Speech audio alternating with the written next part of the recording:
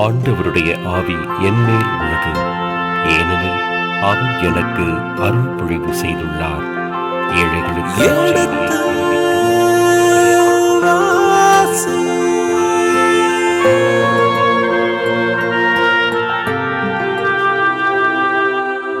எடுத்து வாசி.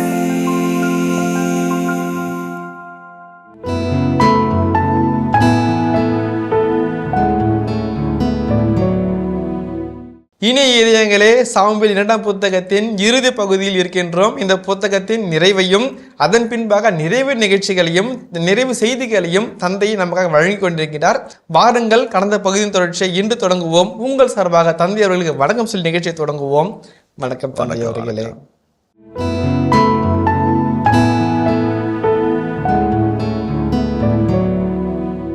தாவீதினுடைய ஒட்டுமொத்த வாழ்க்கையை பார்க்குறப்ப கடவுளுக்கு அவ்வளோ பிரியமானவராக இருந்தாருங்க சாமி.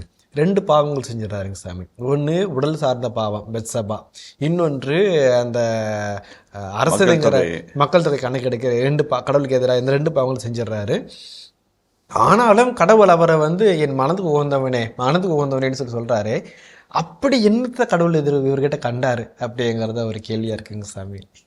ஓகே, தாவீது பெத்சபாவிடம் தவறான முறையில் நடந்து கொண்டு உரியாவை கொன்று அவரோடு விபச்சாரம் செய்கிறார் என்ற ஒரு காட்சியை நாம் காண்கிறோம். அதே போலவே பின்னாட்களில் அரசரான காலத்திலே மக்கள் தொகை கணக்கெடுக்காக அகங்காரப்பட்டு இவ்வளவு பெரிய மக்களுக்கு நான் அரசனாக இருக்கிறேனா என்கின்ற ஒரு எண்ணத்தினாலே அவர் ஆண்டவர் முன்பாக பாவம் செய்கிறதை நாம் உணர்கின்றோம். ஆனாலும் கூட கடவுள் அவரை இதயத்துக்கு உகந்தவனாக இருக்கிறான் என்று சொல்லி கொண்டாடுகின்ற ஒரு இதாகுது. அதில் தாவீதினுடைய என்ன அப்படி என்ன தாவீதிட்ட இருக்குது என்று பார்க்கின்ற பொழுது இந்த சில சமயத்தில் நம்ம பார்ப்போம். ஒரு சில சமயத்தில் நம்முடைய ஆண்டவர் நம்மை தவறே இல்லாதவர்களாக இருக்க வேண்டும் என்று நினைப்பது கிடையாது. ஆண்டவர் நம்மை தவறே இல்லாத ஒரு மாசற்றவர்களாக இருக்க வேண்டும் என்று கிடையாது. ஆனால் நம்முடைய தவறுகளுக்கு மத்தியிலும் ஆண்டவரை நோக்கி கூவி அழைக்கக்கூடிய நல்ல மனம் நமக்கு இருக்கிறதா என்று திருப்பாடல் 34 அழகாக சொல்லும். இந்த ஏனை கூவி அழைத்தான், ஆண்டவர் அவனை எல்லா விதமான நெருக்கடியும் இருந்தும் விடுவித்தார் என்று சொல்லப்படுகிறது. ரொம்ப ரொம்ப அருமையானது. அதே போல திருப்பாடல் சொல்லுகிறது, அவரை உற்று பாருங்கள், மகிழ்ச்சியினால் மிளிர்வீர்கள் என்று சொல்லப்படுகிறது. நம்முடைய மங்கி போன மறைந்து போன மாசுள்ள நம்முடைய இந்த உறவுகள் அவரை உற்று பார்க்கும்போது மகிழ்ச்சியினால் மிளிர்கின்ற ஒரு நிலையை நம்ம உருவாக்கக்கூடிய வல்லமை கடவுளுக்கு உண்டு. கடவுள் பாவத்திற்காக மனம் வருந்துகிற ஒவ்வொருவரையும் கடைசி வரை நேசிக்கிறார், கைவிடுவதே கிடையாது. அவருடைய அரசாட்சியிலே என்றைக்கும் அவளுக்கு இடம் உண்டு என்பதை நாம் மறந்துவிடக்கூடாது என்பதை நாம் இந்த நிகழ்ச்சி நமக்கு சுட்டி காட்டுகிறது. நன்றி தந்தை அவர்களே. தாவீது சின்னர் பிலீவர்னு சொல்லி அடிக்கடி சொல்லுவீங்க சாமி. இதைத்தான் இங்கேயும் பார்க்குறோம். அவர் சின்னராக இருந்தாலுமே பிலீவராக இருந்தார். அந்த பிலீவை கடவுள் ஒருபொழுதுமே கைவிடலை.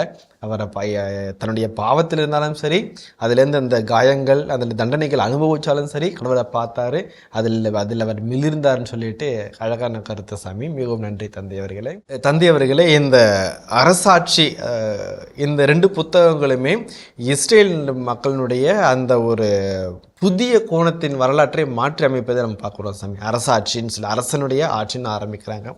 ஒரு அரசன் தோல்வி அடைகிறாரு, இன்னொரு அரசன் வெற்றி அடைகிறாரு, அவர் கடவுளுடைய மனதுக்கு உகந்தவராக இருக்கிறாருன்னு சொல்லி நம்ம பார்த்துட்ருக்குறோம். ஸோ இந்த 2 புத்தகம் சொல்கின்ற அரசாட்சியும் இன்றைய நாளில் மக்களாட்சியும் அதில் நாம் பங்கேற்க வேண்டிய தனமும். அன்றைய நாட்களில் அந்த அரசு ஆட்சியில் மக்கள் எப்படி பங்கேற்றாங்க, இன்றைய மக்களாட்சியில் நாம் எப்படி பங்கேற்கணும் அப்படின்னு சொல்லிட்டு இந்த புத்தகம் வழியாக நீங்கள் சொல்கின்ற கருத்து என்னவா இருக்கும் சாமி? நான் முன்னுரையில் சொன்னேன். அதாவது இந்த 1 சாமுவேல் 2 சாமுவேல் என்பது 100 ஆண்டு கால ஆட்சி காலம். 100 ஆண்டுகால ஆட்சி காலம். இந்த 100 ஆண்டு ஆட்சி காலமும் 3 மனிதர்களினால் இயக்கப்படுகின்ற ஒரு அற்புதமான ஒரு புதினமாக அமைகிறது. ஒன்று சாமுவேல், இன்னொன்று சவுல், இன்னொன்று தாவீது என்கின்ற 3 மனிதர்களினால் ஆக்கப்படுகிறதாக நாம் உணர்கின்றோம். இதில் ஒவ்வொன்றான்னு சொல்லிட்டு போவோம். முதலாவது, அரசன் என்கிறவன் மக்களுக்கான நல்லாட்சியை வழங்கக்கூடிய கடமைப்பட்டிருக்கிறவன். அரசன் என்கிறவன் தன்னுடைய உரிமைகள், தன்னுடைய சந்தோஷங்கள், தன்னுடைய மேம்பாடு, தன்னுடைய செல்வாக்கு இவைகளுக்கு முக்கியத்துவம் கொடுக்காமல் மக்களை சார்ந்து வாழ்கின்ற ஒரு வாழ்க்கை வாழ வேண்டும் என்பதைத்தான் சவுல் சுட்டி காட்டுகிறார். சவுல் போர்க்களத்திலே கண்ட போர்க்களத்தினுடைய எதிரியினுடைய பங்கிலே பலவற்றை தனக்கென்று வைத்து கொண்டு அதே போல் ஆணோருக்கென்று கொடுக்க வேண்டியதை கொடுக்காமல் என்று வாழும்போது தனக்கென வாழ்கின்ற ஒரு ஆட்சி முறையை நாம் பார்க்கிறோம். தனக்கென என்று பார்க்கிறோம். சவுல் மிகப்பெரிய கொள்ளைக்காரராக கொள்ளையடிக்கப்பட்ட எதிரினுடைய பங்கினை பாதிக்கு மேல் அவர் வைத்து கொண்டு ஆண்டவருக்கு கொடுக்காமல் அதை கேட்பாரோ என்று நினைத்து கொண்டு சவுலை விலக்கி வைத்துவிட்டு அவர் ஆட்சி செலுத்துகிறார். அந்த வகையில் பார்க்கின்ற பொழுது தலைவர்கள் என்கிறவர்கள் தங்களுக்கான ஒரு இதான் நம்ம பெருந்தலைவர் காமராஜரை பற்றி சொல்லுவார்கள். அவருடைய வாழ்க்கையில் எவ்வளோ எளிமையான ஒரு வாழ்க்கை. அவங்க அம்மா அவர் வீட்டுக்கு போகிறாரு. வீட்டுக்கு போகிறதுக்கு முன்னாடி அந்த பைப் லைன் அவங்க வீட்டில் போட்டு அவங்க வீட்டுக்கு அம்மா முதலே ஒரு பைப் லைன் போடுறாங்க. அப்போ அவர் வீட்டுக்கு போன உடனே கேட்ட கேள்வி அதிகாரியை கூப்பிட்டு, யோ நான் வந்தேன்னு சொல்லி என் எங்கள் அம்மாவுக்கு போட்டேன், இல்லை இந்த ஏரியாவுக்கு எல்லாத்துக்கும் போட்டதுனால போட்டியான்னு சொல்லி கேட்டாராம். இல்லைங்க ஐயா, இந்த ஏரியாவுக்கு எல்லாத்துக்கும் போட வேண்டிய இளமை வந்துச்சு, அதனால தான் போட்டேன். உங்கள் அம்மாவுக்கும் போட்டேங்க ஐயா, உங்களுக்காக தனிப்பட்ட முறையில் போட்டால் நீங்கள் ஒத்துக்க மாட்டேங்கன்னு எனக்கு தெரியுங்க ஐயா, அதனால நான் போட்டேங்க ஐயா என்று சொன்னாராம். எவ்வளோ ஒரு எளிமையான ஒரு வாழ்க்கை, எவ்வளோ ஒரு நேரிய வாழ்க்கையை வாழ்கிறோம் என்பதை நாம் மறந்துவிடக்கூடாது. கக்கன் என்கின்ற ஒரு முதலமைச்சர் இருந்தார். எளியவர், எளிமையிலும் எளிமையவர். 2 வேட்டியும் 2 சட்டையும் மட்டும்தான் அவருக்கு முதலமைச்சர் அலுவலகத்திலிருந்து வெளியே போகும்போது பெட்டியில் எடுத்துக்கொண்டு வெளியே வந்தார் என்று சொல்கிறார்கள். இப்போ தலைவர்கள் என்கிறவர்கள் எளிமையாய் நாட்டை நேசிக்கிறவர்களை, மக்களை நேசிக்கிறவர்களை, மக்களுடைய வளப்படுத்துறவர்களை இருக்க வேண்டும். மாறாக தாங்களே உண்டு கொழுத்து செம்மறிகளையும் வெள்ளாடுகளையும் தின்று விடுகின்ற ஓநாய்களைப் போல இருக்கக்கூடாது என்பது முதல் காட்சியாக இருக்கிறது. முதலாவதாக. இரண்டாவதாக தாவீதை பாரு. இரண்டாவது நல்லாட்சி என்பது மிக மிக மிக மிக அருமையான ஒரு காட்சியை தாவீதுடைய வாழ்க்கையிலே பார்க்கிறோம். தாவீது நல்லாட்சியிலே தன் மக்களுக்கு முதலிடத்தை கொடுப்பார். அந்த 2 சாமுவேல் 11ஆம் அதிகாரத்திலே நகரத்துக்கு அருகிலேயே சென்று போரிட்டீர்களா, பல வீரர்கள் பலியாகியிருப்பார்களே, ஏன் சண்டை போட்டீர்கள் என்று சொல்லி கேட்பார். அப்போ போருக்கே போனாலும் கூட அந்த நல்ல தலைவர், நல்ல ஆட்சி இருக்கிறவர் மக்களுடைய பாதுகாப்பை விரும்புகிறவர். பெரும்படியான மக்கள் போரில் அழிந்துவிடக்கூடாது, அனாவசியமாக மனிதர்கள் கொல்லப்படக்கூடாது என்பதில் அக்கறை காட்டுகின்ற ஒரு நல்ல மனிதராக தாவீது தன்னை காட்டிக்கொண்டார். அதே போல ஒவ்வொரு முறை ஒவ்வொரு சிந்தனையின் பொழுதும் ஒவ்வொரு செயல்பாட்டின் போதும் அவ்வாறே நடந்து கொள்வார். அதே போல சவுல் தன்னிடம் வண்டியினாக மாட்டிய போதும் கூட ஒரே குத்தினால் தரையோடு சேர்த்து குத்த முடியும் என்ற ஒரு எண்ணம் வந்தது கூட அவர் உயிரை பாதுகாக்கிறவராக இருந்தார், உயிரை அழிப்பவராக இல்லவே இல்லை.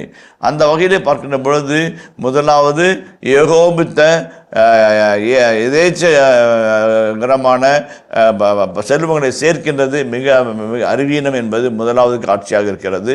இரண்டாவது, உயிரை பாதுகாக்கிறவர் தான் தலைவனை அன்றி உயிரை அழிப்பவன் தலைவன் கிடையாது. அது மறந்து விடவே கூடாது. அது மிக முக்கியமானதாக நாம் பார்க்க வேண்டும். மூன்றாவதாக, ஆட்சி காலத்திலே ஒருவேளை அரசாட்சியில் இருக்கிறவர்கள் ஒருவேளை தவறு செய்து விட்டால் உடனடியாக அதற்காக மனமருந்த வேண்டும். தாவீது பெத்சபாவினுடைய தனிப்பட்ட வாழ்க்கையில் அவர் புகுகிறார், உரியாவை கொலை செய்கிறார், அவளோடு விபச்சாரம் செய்கிறார். ஆனால் நாத்தான் என்கின்ற இறைவாக்கினர் அவளுக்கு சுட்டி காட்டி நீ தவறு செய்தா என்று சொன்னபோது, ஐயோ நான் ஆண்டவருக்கு எதிராக பாவம் செய்தேனே என்று சொல்லி கதறி திருப்பாடல் 51 மிக அற்புதமாக வாசித்து எழுதி கண்ணீர் விட்டு கலங்கி ஆண்டோட மன்னிப்பு கேட்கிறார். அது எவ்வளோ ஒரு அருமையான ஒரு காட்சி. அரசன் என்கிறவன், ஆட்சியில் இருக்கிறவர்கள் தவறு செய்யலாம். ஆனால் தவறு செய்யும் போது அது தவறு என்று ஏற்றுக்கொண்டு மன்னிப்பு கேட்டுக்கொண்டு அந்த மன்னிப்பு கேட்ட வாழ்க்கை வாழும்போது தான் அரசாட்சியும் சரி, முடியாட்சியும் சரி, வல்லமையுள்ள ஒரு ஆட்சியாய் மாறுகிறது, மக்களுக்கான ஆட்சியாக மாறுகிறது. இல்லை என்றால் தப்பு மேலே தப்பு செஞ்சுட்டு நம்ம கேட்கறதுக்கு யாருமே இல்லை, எந்த கொம்பங்க நம்மளை கேட்டுருவான், எவனா கேட்டுருவானா பார்த்துடலாமா என்கிறது குண்டாம்போக்கிரித்தனம். அது ஆட்சியே கிடையாது. அது ஒரு நல்லாட்சிக்கான அடையாளமும் கிடையாது.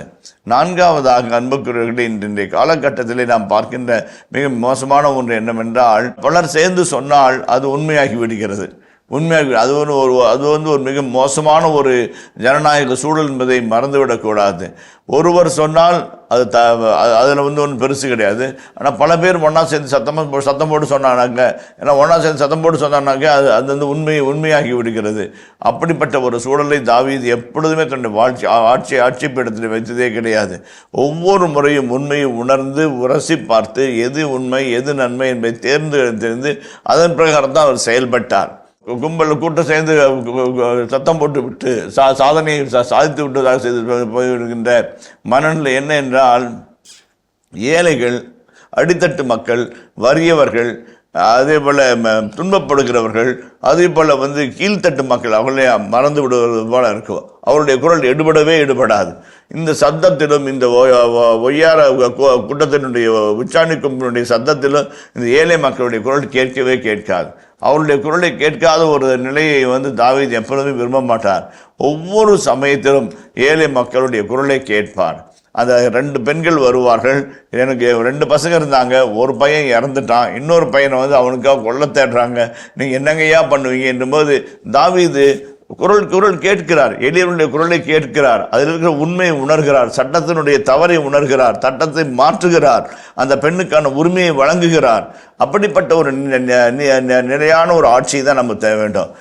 நீதிக்காக, உண்மைக்காக, அன்புக்காக, ஏழை மக்களுடைய நலனுக்காக பாடுபடுகின்ற எளிய மக்களுடைய தலைவர்களாக இவர் உயர வேண்டும் என்பதைத்தான் தாவீதினுடைய ஆட்சி நமக்கு சுட்டி காட்டுகிறது. தந்தை அவர்களே, அடுத்து எனக்கு ஒரு கேள்வி என்னென்னா, பொழுதுபோக்குங்கிறது ஒரு கேள்வியாக இருக்குது தந்தை அவர்களே.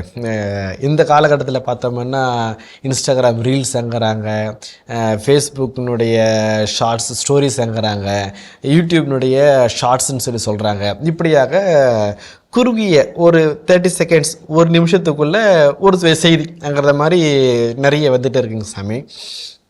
நிறைய பேர் பொழுதுபோக்கில் என்ன பண்ணுறாங்க அப்படின்னா இதில் மாட்டிக்கிறாங்க. இப்போ ஒன்றுக்கு அடுத்துன்னு சொல்லிட்டு நிறைய ஸ்டோரிஸோ ரீல்ஸோ ஷார்ட்ஸோ போயிட்டே இருக்கிறதுனால இப்படியாக அவங்க பொழுது கழிக்கிறத நம்ம பார்த்துட்ருக்குறோம். ஸோ பொழுதுபோக்குன்னு சொல்கிறப்போ இந்த புத்தகம் எப்பேற்பட்ட ஒரு கருத்தை நமக்கு சொல்லுது அப்படிங்கிறது கேட்க ஆர்வமாக இருக்கும் தந்தை அவர்கள். நல்ல அருமையான ஒரு கேள்வி. ஆனால் அந்த கேள்விக்கு சரியான விடையை என்னால் சொல்ல முடியுமான்னு தெரியாது. ஆனால் அழகாக நல்ல ஒரு இனிமையான கூர் மிகுந்த ஒரு கேள்வியை கேட்குறீங்க. அதாவது இன்றைக்கு அன்றாட வாழ்க்கையில் பொழுதுபோக்கே வாழ்க்கையாக மாறிப்போச்சு. இன்ஸ்டாகிராமோ வாட்ஸ்அப்போ அல்லது ஃபேஸ்புக்கோ இதுலேயே பொழுது போய்கிட்டே இருக்கிறாங்க. அதாவது 2 வகையில். ஒன்று பழைய காலத்துலலாம் நம்ம அம்மா பொழுதுபோக்கு செய்வாங்க. என்ன செய்வாங்க? சொட்டர் பின்னுவாங்க. அது பொழுதுபோக்கு. அவங்களுக்கு டைம் இல்லாமல் டைம் பாஸ் பண்ணுறதுக்கு சொட்டர் பின்னுவாங்க. அது என்ன ஆகும்? குட்டி பாப்பாவுக்கு, குட்டி தங்கச்சிக்கு ஒரு சொட்டராக மாறும். அதை போட்டு பார்க்கும்போது இன்றைக்கி அம்மா இல்லை, ஆனால் அதுக்கு சொட்டர் இருக்குது. அப்போ அதை நினச்சி பார்ப்போம். அது ஒரு பாசத்துக்குரிய ஒரு காரியமாக இருக்கும். அது பயனுள்ள பொழுதுபோக்குகளாக மாற வேண்டும். நான் மாற வேண்டும். இப்போ நான் பசங்கிட்ட சொல்லுவேன், மியூசிக் கற்றுக்கடா, 1000 பேர் இருந்தாலும் ஆடிட்டோரியத்தில் நீ மொத்தம் தனித்துவமாக தெரியவடா அப்படின்னு சொல்லுவேன். ஆனால் பசங்க அவ்வளோ இன்ட்ரெஸ்டாக மியூசிக் கற்றுக்கிறது கிடையாது. ஒரு சிலர் கற்றுக்கிட்டவங்க நல்லா பெருமையாக நிற்பாங்க. Thank you for that, what you said is correct அப்படின்னு சொல்லுவாங்க. அதே மாதிரி பேண்ட் வாசிக்கிறது, அதே மாதிரி மியூசிக் கற்றுக்கிறது, அதே மாதிரி இதை தவிர நம்ம ஒரு ஃபேஸ்புக்கு, வாட்ஸ்அப்பு, ரீல்ஸு இதுலேயே போனோம் அப்படின்னோம்னாக்க என்ன ஆகுனாக்க 3 வகையான தீமைகளை நாம் சந்திக்கிறோம். ஒன்று, நேரம் விரயமாகிறது. 2வது, நாம் பார்க்கின்ற எல்லா காட்சிகளும் நல்ல காட்சிகளே அல்ல. 57 வயது ஆகிறது சாமி, ஆனால் நாம் இந்த ரீல்ஸ் பார்க்கும்போது மனம் கிளர்ச்சி அடைந்து பல நேரங்களிலே எண்ணத்தை சிதறடிக்க விடுகின்ற செயல்பாடுகளாகத்தான் இருக்கிறது வென்றி நம்மை ஒருமுகப்படுத்துகிற, நம்மை செயல்பாட்டிற்கு அழைத்து செல்கின்ற காரியங்களாக கிடையாது. 3வதாக தேவையற்ற செய்திகள். ஏன்னா அது ஃபில்டரிங் இல்லாததுனால தேவையற்ற செய்திகள் நாம் பார்க்கணுன்றதை விட அவன் என்ன காமிக்கணுன்றதை தான் நம்ம பார்க்க வேண்டிய ஒரு நினைவுகளாக உருவாகி வந்திருக்கிறோம். அந்த வகையில் பார்க்கின்ற பொழுது இந்த புத்தகம் மிக மிக அழகான செய்தியை நமக்கு சுற்றி காட்டுவது என்னவென்றால், தாவீது பாருங்க, எந்த இடத்துலையுமே ஓய்வாக இருப்பது போல இருக்க மாட்டார். அவர் மக்கள் தொகை கணக்கெடுப்பு எடுத்து கடவுளுக்கு எதிராக பாவம் செய்துடுவார். ஆனால் அந்த சமயத்தில் கூட ஆண்டவருக்கு முன்பாக பாடல் பாடி மன்னிப்பு கேட்டு ஆண்டவரிடமிருந்து பாடல் என்பது ஓய்வினுடைய நேரம். ஓய்வு நேரத்தில் கற்றுக்கிட்டது, அந்த ஆடுங்களை மேய்ச்சிட்டு இருக்கும்போது அவர் இசையில் கற்றுக்கிட்டது கடைசி வரைக்கும் பயன்படுத்திக்கிட்டார். அந்த இறைவன்பாக திருப்பாடல் பாடுகிறார். பெத்செபாவிடம் விசாரம் செய்த போது கூட திருப்பாடல் 51 அழகாய் எழுதி ஒரு அருமையான ஒரு மன்னிப்பின் பாடலாக மாற்றிக்கொள்கிறார். அதுதான் நான் சொல்லுவேன், இந்த பொழுதுபோக்கு ஓய்வு என்பது பயனுள்ளதாக இருக்க வேண்டும். 1. 2வது, மனதை கலங்கப்படுத்தக்கூடாதாக இருக்க வேண்டும். 3வது, இறையச்சத்தை நமக்குள்ளாக கொண்டு வந்து தருகிறதா. Basically we are people of God. இறையச்சத்தை கொடுக்கிறதாக இருக்கணும். 4வதாக நமக்கு தேவையான அறிவு செய்திகளை கொண்டு வந்து தருகிறதாக இருக்க வேண்டும். இப்படிப்பட்ட நிலையில் இருந்தோம் என்று சொன்னால் தாவீதை போல நம்முடைய நேரத்தை பயனுள்ள நிலையிலே பயன்படுத்துகிற மனிதர்களாக நாம் இருப்போம் என்பது அர்த்தமாகும். நன்றி தந்தை அவர்களே. சாமி நிறைய கேட்குறேன்னா சாமி, கேளு சாமி. தந்தை அவர்களே, இந்த தாவீது அரசனுடைய அந்த அரசாட்சியை பற்றி பார்த்தோம். அவருடைய கன்சர்ன் யார் அவங்களுக்கு ப்ரியாரிட்டியாக இருந்தாங்கன்றலாம் அழகாக பார்த்துட்டு இருந்தோம் சாமி. இந்த ஒட்டுமொத்தமாக 2 புத்தகங்களை நம்ம நிறைவு செஞ்சுருக்கிறோம். இந்த நேரத்தில் தாவீது கடவுளுக்கு உகந்தவனாக இருந்தாலும் கடவுள் எனக்கு ரொம்பவும் பிரியமானவனேன்னு சொல்லி சொன்னாலும் சரி, வாசிக்கிற நமக்கு உண்மையிலே தாவீது சக்ஸஸா ஃபெயிலியரா அப்படிங்கிற ஒரு கேள்வி இருக்குங்க சாமி. அவர் சக்ஸஸ்ங்கிற மாதிரி இருந்துச்சுன்னா அது ஒரு மாயையா, உண்மையிலே சக்ஸஸ் தானா, இல்லாட்டி ஃபெயிலியர் சக்ஸஸாக காட்டினாங்களா? விவிலிய ஆசிரியர் ஒரு ஃபெயிலியர் சக்ஸஸாக காட்டிட்டு இருக்கிறாரா அப்படிங்கிற ஒரு கேள்வியும் தோணலாம் சாமி. உண்மையிலேயே தாவீது சக்ஸஸாக ஃபெயிலியரா சாமி? ஒரு கேள்வி சார். தாவீது ஒரு வெற்றியின் மனிதரா அல்லது ஒரு தோல்வியின் மனிதரா அல்லது 2ம் கெட்டானாக இருக்கிறாரா என்கின்ற ஒரு கேள்வி நமக்கு வரும்போது, முக்கியமாக நம்முடைய செய்தி தொகுப்பு இதில் இருக்கிறதுனாக்க விவிலியத்திலிருந்து வருகிறது. விவிலியத்திலிருந்து வருகின்ற பொழுது விவிலிய ஆசிரியர், இணைச்சட்ட வரலாற்று நூலாசிரியர்களுடைய பார்வையில் தாவீதை போல ஒரு மன்னர் உலகில் கிடையாது. மாமன்னராக அவர் இருந்தார். அவருடைய ஆட்சி காலம் பொற்காலமாக இருந்திருக்கிறது. அவருடைய ஆட்சி காலத்தில் தான் பின்னாளில் சாலமோனுடைய அரசனுடைய ஆட்சி காலத்தினுடைய ஆலய கட்டுமான பணிகளுக்கான பொருட்கள் எல்லாம் சேர்த்து வைக்கப்பட்டது. அது மாதிரி அதே போல் தாவீதுடைய ஆட்சி காலத்தில் தான் அடக்கவே முடியாத பிலிஸ்தியர்கள் அடக்கப்பட்டார்கள். அதே போல் தாவீதுடைய ஆட்சி காலத்திலே போர் மற்றும் எல்லா விதமான வழிமுறைகளுக்கான வழிமுறை சட்டங்கள் எழுதப்பட்டது. இந்த வகையிலெல்லாம் பார்க்கின்ற பொழுது தாவீது மாபெரிய வெற்றியின் மனிதராகத்தான் இருந்தார். அபிகாயில், மீகால் என்கின்ற மனைவியர்களை அவர் கொண்டிருந்தாலும், பெத்செபாவையும் அவர் மனைவியாக வைத்திருந்தாலும் அவருடைய குடும்பத்திலே நிலையான ஒரு அமைதி இருந்ததை நாம் காண்கின்றோம். எந்த வகையில் தாவீதை தோல்வியின் மனிதராக காட்டுகிறோம் என்று சொன்னால், அப்சலோம் என்கின்ற தாவீதுடைய சொந்த மகன் அவருக்கு எதிராக போர் புரிந்து அவரை நாட்டை விட்டு வெளியே ஓடவிட்டு திரும்பி வரவழைத்து அவன் போர்க்களத்திலே மாண்டு போய் அந்த சிவில் வார் என்று சொல்வார்கள், உள்நாட்டு குழப்பம் என்று சொல்வார்கள், அல்லது குடும்ப பகை என்று சொல்வார்கள். அந்த வகையிலே பார்க்கின்ற பொழுது தாவீதால் சரியாக வளர்க்கப்படாத அப்சலோம் ஒரு மிகப்பெரிய ஒரு எதிர்ப்பு சக்தியாக இருக்கிறார். அந்த வகையில் பார்க்கின்ற பொழுது அவர் தோற்றுப்போன மனிதராக காட்டப்பட்டார். ஆனாலும் ஒட்டுமொத்த இணைச்சட்ட வரலாற்று நூலாசிரியருடைய பார்வையில் தாவீது ஒரு வெற்றியின் மனிதன், மிகப்பெரிய வெற்றியின் மனிதர். பல காரணங்களினால் ஒரு வெற்றியின் மனிதராக இருக்கிறார். குறிப்பாக பின்னாண்டில் இயேசு கிறிஸ்துவை, இயேசுவே தாவீதின் மகனே என்மேல் இரக்கமாயிரும் என்று அழைக்கப்பட்ட அளவுக்கு அவர் வல்லமை மிக்க மனிதராக ஒரு மிகப்பெரிய அரசராக இருக்கிறார். அதே போலவே அரசாட்சி என்று இன்றைய இஸ்ராயல் நாட்டில் 2000 ஆண்டுகளுக்கு முன்பாக, இன்னும் 2000 ஆண்டுகளுக்கு பின்பாக இன்றைய இஸ்ராயல் நாட்டிலே தேசிய கொடியிலே தாவீதுனுடைய நட்சத்திரம் தான் இன்றைக்கும் தேசிய கொடி, தேசிய சின்னமாக வளர்க்கப்பட்டிருக்கிறது. தாவீதின் காலம் பொற்காலம் என்று அவர்கள் எண்ணாவிட்டால், தாவீதை போன்ற ஒரு அரசர் நமக்கு வருவார் என்று அவர்கள் இன்னும் எதிர்பார்க்காவிட்டால் இப்படிப்பட்ட செய்திகள் அவர் செய்திருக்க முடியாது என்பது என்னுடைய எண்ணம். நன்றி தந்தை அவர்களே. அழகான கருத்துக்கள் தந்தை அவர்களே. தந்தை அவர்களே, இந்த பொழுதுபோக்குன்ற ஒரு கேள்வி கேட்டிருந்தேன் தந்தை அவர்களே, சூப்பராக ஒரு விளக்கம் கொடுத்தீங்க.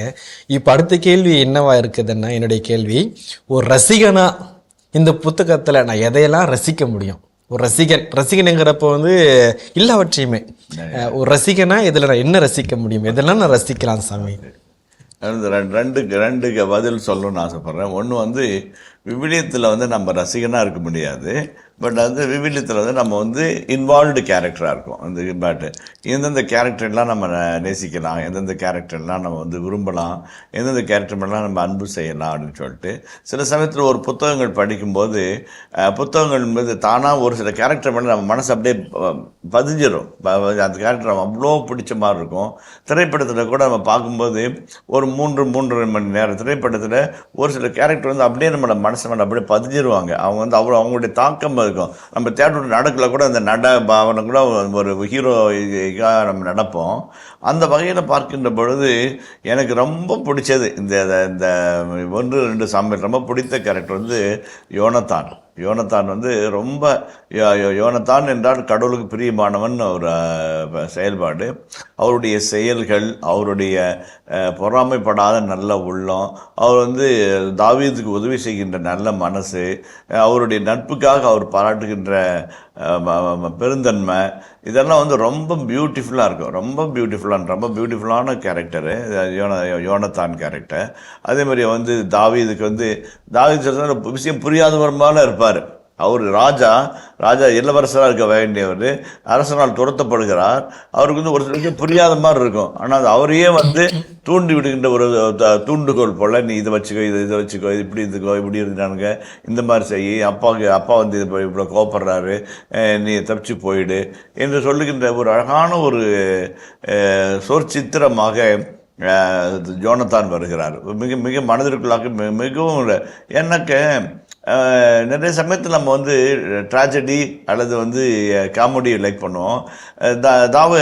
யோனத்தானுடைய வாழ்வு வந்து ஒரு ட்ராஜடி. அப்பாவையும் மகனையும் அடித்து கொன்று மரத்தில் தொங்க விட்டுறாங்க.